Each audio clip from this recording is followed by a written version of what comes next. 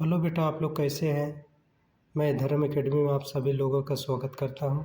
बेटा, हम लोग जो है एलगी पढ़ रहे हैं। एलगी में जो है इसके पहले आपको पार्ट नंबर 1 पढ़ा दिया गया है, जहाँ पर आप देखेंगे कि 6 आर्गन तक पढ़ाया गया था। यहाँ तक ये भी पीडीएफ है, यहाँ पर 6 आर्गन तक 6 आर्गन से पढ़ाना था दूसरे पार्ट में।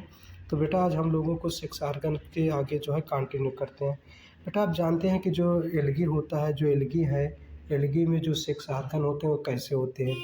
तो बेटा ध्यान दीजिए कि जो एलगी होते हैं उसमें जो 6 आर्गन होते हैं नॉन जैकेटेड होता है और यूनिसेलुलर होता है। नॉन जैकेटेड और यूनिसेलुलर होता है। सामान्यतः बेटा जो है अधिकतर एलगी में जो 6 आर्गन होते हैं वो नॉन जैकेटेड और यूनिसेलुलर होते हैं। बेटा ध्यान दीजिएगा, एक एक्सेप्शन केस है जो कि कारा है। कारा में कारा जो होता है वो जैकेटेड होता है और मल्टी सेलुलर होता है।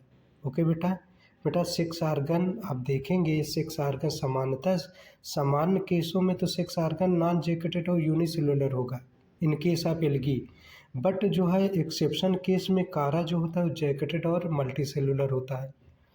और यहाँ पर जो इनके 6 आर्गन हैं बेटा, वो कौन कौन से हैं 6 आर्गन आप देखेंगे तो 6 आर्गन जो मेल में है, जो मेल में 6 आर्गन है, जो मेल में 6 आर्गन है आप देखेंगे एंथ्रेडियम होगा। और जो फीमेल में 6 आर्गन है वो कैसे होंगे, वो आर्चिगोनियम।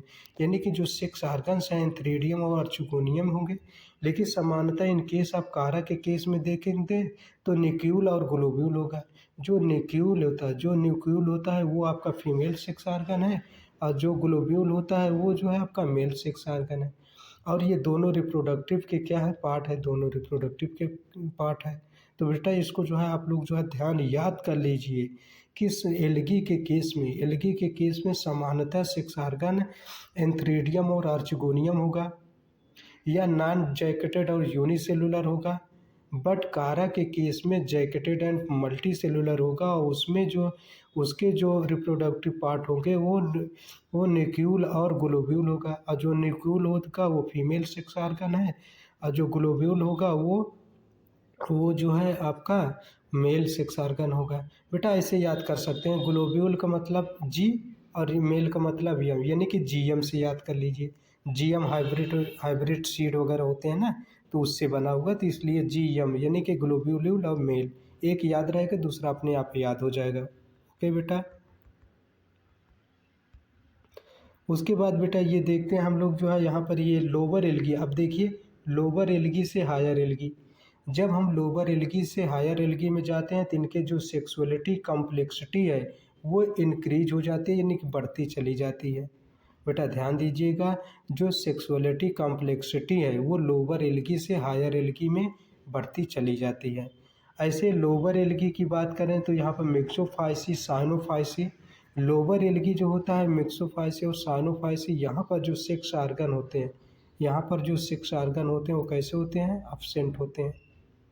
ओके बेटा, 6 आर्गन एब्सेंट होते हैं।